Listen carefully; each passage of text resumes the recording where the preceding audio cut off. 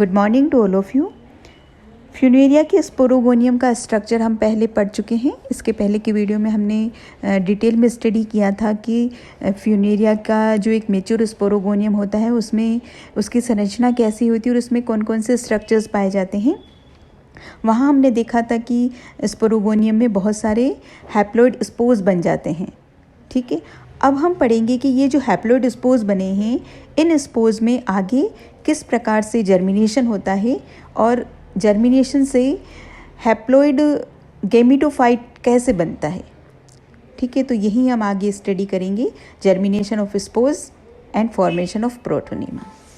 जब ये spore mature हो जाता है तो जब स्पोर के लिए अनुकूल परिस्थितियाँ आती है, उस स्थिति में बिना किसी सुप्तावस्था के, मतलब कि बिना किसी डॉर्मेंसी पीरियड के, ये जो स्पोर है वो उसमें जर्मिनेशन प्रारंभ हो जाता है और जल की उपस्थिति में इसमें इसकी जो एक्सोस्पोर है वो वाटर एब्जॉर्ब करके फूल जाती है और पूरा जो बीजाणु है या पूरा स्पोर है वो आकार में वृद्धि कर लेता है, जिससे कि जो बाहरी चोल है, आउटर टेस्टा है, वो टेस्टा कहीं किसी स्थान पर नरम होकर टूट जाती है और जो इनर चोल होती है या आंतरिक चोल है वो इनर चोल जर्म ट्यूब के माध्यम से बाहर निकल आती है। इसी जर्म ट्यूब में इसका न्यूक्लियस जो है स्पोर का वो पड़ा रहता है।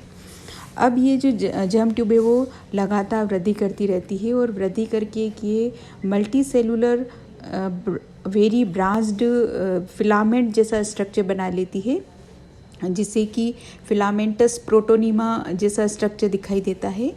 ये जो प्रोटोनीमा है इसकी, क्योंकि बहुत ज़्यादा मात्रा में शाखित होता है, इसलिए इसकी शाखाएं आपस में एक दूसरे से उलझी हुई अवस्था में रहती है और इस स्थिति में प्रोटोनीमा, फ्यूनेरिया का प्रोटोनीमा ऐसा दिखाई देता है जैसा कि एक शैवाल होती है जिसे कन्फर्वा कहते हैं। ये कन्फर्वा शैवाल भी बिल्कुल प्रोटोनीमा के जैसे ही, फ्यूनेरिया के प्रोटोनीमा के जैसे ही दिखाई देती है। इसीलिए फ्यूनेरिया के प्रोटोनिमल इस स्टेज को हम क्या बोलेंगे, कन्फर्वाइड प्रोटोनिमा स्टेज, क्योंकि इसका स्ट्रक्चर कैसा है, इस प्रोटोनिमा का स्ट्रक्चर कैसा है, एक शैवाल है कन्फर्वा उसके जैसा है। ओके, अब ये जो प्रोटोनिमा बना है उसमें मेनली दो प्रकार के फिलामेंट बन जाते हैं। पहला फिलामेंट जो है जिसे हम क्लोरोनिमस फिलामेंट कहते हैं या क्लोरोनिमा तंतु कहते हैं, और दूसरे होते हैं राइजोइडल फिलामेंट्स या मूलाभासीय तंतु। तो जो क्लोरोनिमल फिलामेंट है या क्लोरोनिमा फिलामेंट है, इन क्लोरोनिमा फिलामेंट नाम से ही प्रतीत हो रहा है कि इनकी जो सेल्स हैं वो इनमें हरित लवक उपस्थित होता है, इसी कारण ये ग्रीन कलर की भी दिखाई देती हैं। इनके जो फिलामेंट की जो शाखाएं हैं या तंतु हैं वो बहुत बड़े बड़े और लंबी होती हैं, लेकिन इनकी जो वॉल है वो हाईलाइन होती है, काचाप दिखाई देती है, अंदर से वो ग्रीन कलर की होती है। कुछ समय की वृद्धि के बाद में जो क्लोरोनिमल फिलामेंट है उसमें भी दो प्रकार की शाखाएं बन जाती हैं, शांत तंतु और वायवीय तंतु। जो शांत तंतु है वो काफ़ी लंबे होते हैं और लगातार ग्रोथ करने में सक्षम रहते हैं, यानी कि इनकी जो ग्रोथ होती है वो असीमित वृद्धि, अनलिमिटेड टाइम तक ये ग्रोथ कर सकते हैं, इसीलिए इन्हें अनलिमिटेड ग्रोथ के फिलामेंट भी कहा जाता है। इनकी जो सेल वॉल है वो डार्क ब्राउन कलर की होती है और इनमें हरित लवक की मात्रा कम होती है। ठीक है, दूसरे तंतु जो हैं जिन्हें हम वायवीय तंतु या एरियल फिलामेंट्स बोलते हैं, इन एरियल फिलामेंट्स की ग्रोथ कुछ समय तक ही रहती है, इसीलिए इन्हें सीमित वृद्धि वाले फिलामेंट भी कहा जाता है। और इनमें क्लोरोप्लास्ट की मात्रा जो होती है वो कंपेरेटिवली शांत तंतु से अधिक होती है, मतलब कि जो एरियल फिलामेंट है उनमें क्लोरोप्लास्ट ज़्यादा मात्रा में होता है इन कंपेरिजन टू शांत फिलामेंट के अनुसार। ओके, इसी और जैसा कि हमने पहले पढ़ा था कि जो प्रोटोनिमा है उसमें दो प्रकार के तंतु प्रेजेंट होते हैं, क्लोरोनिमा फिलामेंट और दूसरे राइजोइडल फिलामेंट या मूलाभासी तंतु। तो जो ये दूसरे राइजोइडल फिलामेंट हैं ये कलरलेस शाखाएं होती हैं, इनकी जो सेल्स हैं वो काफ़ी नैरो होती हैं और इनकी जो सेल वॉल होगी वो डार्क ब्राउन कलर की होती है। इनमें क्लोरोप्लास्ट टोटली एब्सेंट होता है या बहुत कम मात्रा में होता है, और इनका काम क्या है, राइजोइड फॉर्मेशन करना होता है। तो ये प्लांट को अपने सबस्ट्रेट से चिपका के रखता है, स्थिरीकरण प्रदान करता है प्लांट को, और एब्जॉर्प्शन का काम करता है वाटर और मिनरल्स के लिए। ठीक है, अब पढ़ते हैं development of bud from protonema. तो ये जो प्रोटोनीमा बन रही हैं, इस प्रोटोनीमा से बड या कलिका का निर्माण कैसे होता है। तो फ्यूनेरिया की हर सेल से बड फॉर्मेशन हो सकता है, हर सेल कैपेबल होती है कि वो बड बना सकती है। तो जो शांत तंत्र हैं जिसमें कि असीमित वृद्धि की ग्रोथ हो सकती है, वो तंत्र जो है उसमें बड फॉर्मेशन की कैपेसिटी सबसे ज़्यादा होती है। तो जो बड है वो कहाँ बनती है, जहाँ पर भी मेन ब्रांच निकल रही है उसके आधार से, ठीक है, उसके आधार से एक आउट ग्रोथ निकलती है, और ये आउट ग्रोथ क्या कहलाती है, बड कहलाती है। तो जब ये मैच्योर हो जाती है तो ये बड अपने मदर सेल से अलग हो जाती है और एक प्रोट्यूबरेंस के रूप में दिखाई देती है।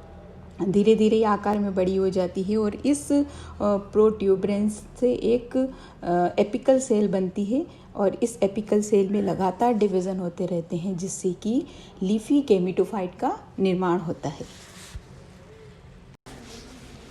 अब हम आगे पढ़ेंगे अल्टरनेशन ऑफ जनरेशन या पीढ़ी एकांतरण फ्यूनेरिया में किस प्रकार होता है। फ्यूनेरिया का जो मेन प्लांट बॉडी है वो गेमेटोफाइटिक पीढ़ी होती है, ठीक है, और ये जो गेमेटोफाइटिक पीढ़ी होगी वो क्या होगी, हैप्लॉइड कंडीशन में होगी, अगुणित अवस्था में पादपकाय रहता है। इस गेमेटोफाइटिक पीढ़ी का निर्माण कैसे होता है, प्रोटोनीमा से गेमेटोफाइटिक पीढ़ी बनती है। अब ये जो फ्यूनेरिया का प्लांट होता है वो उभयलिंगाश्रयी प्लांट होता है। उभयलिंगाश्रयी का मतलब है कि एक ही प्लांट में मेल और फीमेल रिप्रोडक्टिव ऑर्गन का बनना। फ्यूनेरिया के अंदर मेल ब्रांच अलग होगी और फीमेल ब्रांच अलग होगी। मेल ब्रांच पर मेल रिप्रोडक्टिव ऑर्गन का निर्माण होगा और फीमेल ब्रांच पर फीमेल रिप्रोडक्टिव ऑर्गन्स बनेंगे। तो जो पुंदानी है उस पुंदानी में पुमड़ों का निर्माण होता है जो कि मेल गैमेट्स हैं, और स्त्री धानी में या आर्किगोनिया में एग बनता है। फर्टिलाइजेशन के टाइम दोनों मेल और फीमेल गैमेट का फ्यूज़न होगा जिससे कि जाइगोट बन जाता है, और ये जाइगोट अपनी चारों तरफ एक सेल्यूलोज की वॉल सिक्रेट कर लेता है, जिसे हम इस अवस्था में निषिक्तांड या ओस्पोर बोलते हैं। ये ओस्पोर बीजाणुद्भिद पीढ़ी या स्पोरोफाइटिक पीढ़ी की प्रथम कोशिका कहलाता है। अब इस ओस्पोर में क्या होगा, जर्मिनेशन होता है, और जर्मिनेशन से स्पोरोगोनियम बनता है। स्पोरोगोनियम में जो आर्किस्पोरियल सेक्स हैं, उन आर्किस्पोरियल सेक्स में स्पोर मदर सेल्स प्रेजेंट होती हैं। इन स्पोर मदर सेल में अर्धसूत्री विभाजन होता है, और अर्धसूत्री विभाजन से हैप्लॉइड स्पोर्स का निर्माण होगा।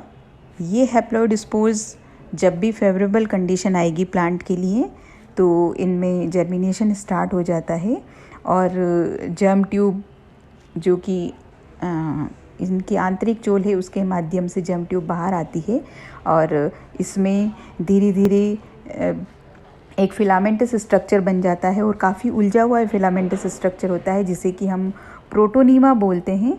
और इस प्रोटोनीमा से ही आगे जा कर के एक न्यू फ्यूनेरिया प्लांट का निर्माण होता है।